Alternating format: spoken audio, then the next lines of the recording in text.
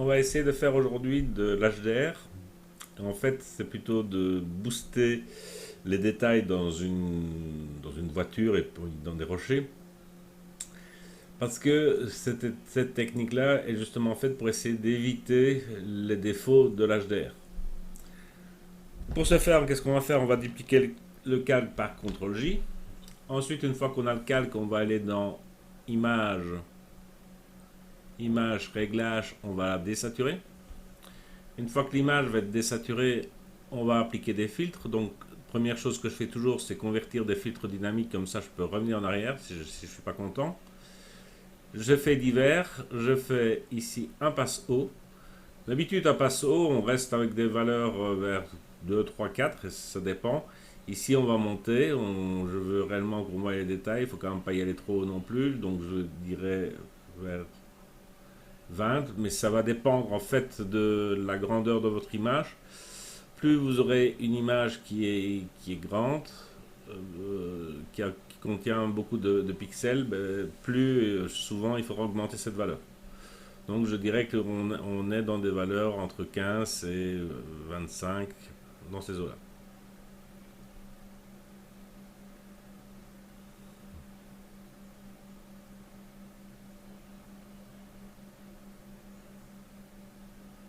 Ok, on va mettre celle-ci. Une fois qu'on a fait ça, on va passer donc l'image toujours en lumière tamisée. Donc voilà l'image, mais on trouve, enfin, s'il y a déjà une belle différence, moi je veux encore aller plus loin. Et pour aller plus loin, qu'est-ce qu'on va faire? On va aller chercher un filtre en nouveau. Cette fois-ci, on est en renforcement et on va prendre l'accentuation. Dans l'accentuation, on peut annuler. Je vais enlever celle-ci pour qu'on ne voie que celle-là. Donc filtre, renforcement, accentuation. Et on voit qu'on est encore en train d'augmenter les détails. Et on y va de manière, je veux dire, assez poussée. Plus on va mettre le rayon grand, plus on va prendre des grands détails. Le seuil, lui, par contre, ici, c'est le plein effet. Là, il n'y a plus d'effet du tout. Donc, c'est à vous de voir qu'est-ce que vous avez envie. Faites attention juste à l'apparition de halo autour d'une voiture, etc. Si vous voyez que ça apparaît, c'est que vous êtes un peu trop haut. Mais donc, on va pouvoir parfois pousser ça quelque chose d'assez important. On va en OK. Je vais rafficher l'image ensuite. Et donc, voilà ce qu'on obtient. Alors, évidemment, on peut ne vouloir que l'effet sur la voiture. Pour ce faire, à ce moment-là, c'est pas trop compliqué. On va prendre l'objet de sélection rapide et on vient prendre la voiture.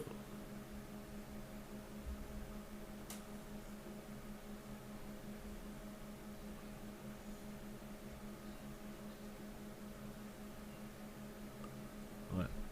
Alors c'est loin d'être parfait, donc on va faire avec Alt pour enlever ce que je n'ai pas envie. Ah oui, je suis pas sur le bon calque, c'est pour ça qu'il veut pas bien. Il veut pas me prendre exactement ce que je veux.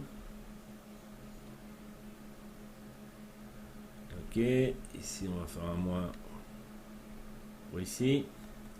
On va faire un. J'appuie sur Alt, donc j'enlève. Ici, je vais faire un plus pour prendre le phare. Ici, on va faire un moins.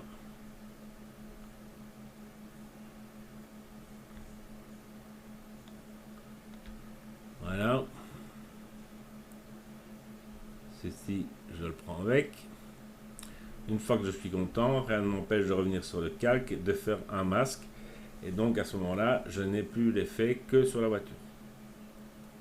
Et pas sur l'arrière-plan. Ce que je peux également faire sur cette image, c'est de faire une courbe.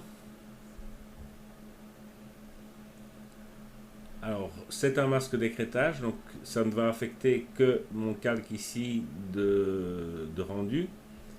Et donc, on va faire une courbe en S, assez prononcée. Et donc, pour redonner un peu de contraste à cette image. Donc, si je regroupe les deux calques dans un groupe et que je fais un avant-après, on se rend compte que j'ai bien un effet où j'ai accentué des détails sur cette voiture.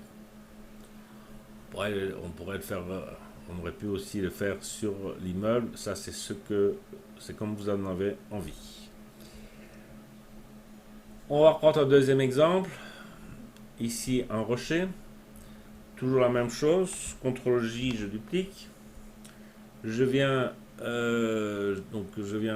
ici prendre le filtre. Je fais un filtre dynamique. Je viens dans divers, passe haut.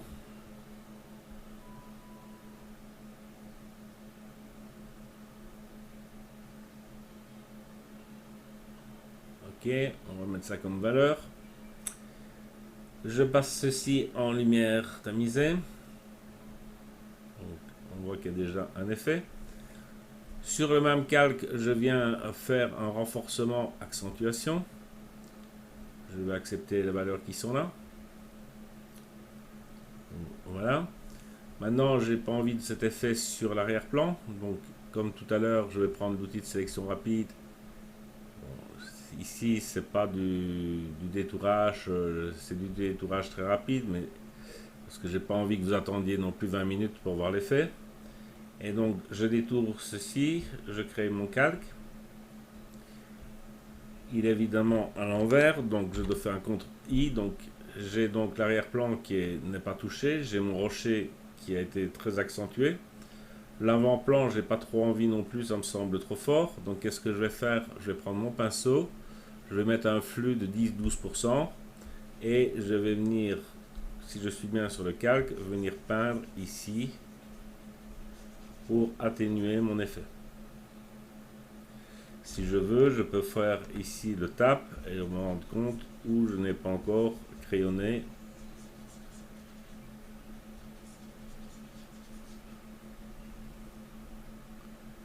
C'est parfois intéressant de voir parfois l'option qui est...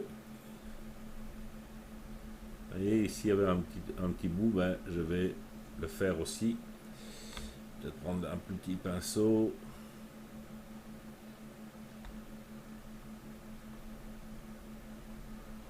Mon détourage n'avait pas été parfait, mais vous voyez qu'on s'est rattrapé sur le calque l'effet. Donc voilà. Donc voilà mon image. Comme tout à l'heure, ben on peut en plus mettre une courbe. On peut aller faire soit par défaut ou prendre carrément par contraste accentué. Donc c'est une courbe en S qui est préfaite. Je fais un clipping pour que ça n'agisse que sur mon accentuation. Donc de cette manière, on ajoute encore du contraste en plus à cette mise que tous les détails du rocher soient accentués.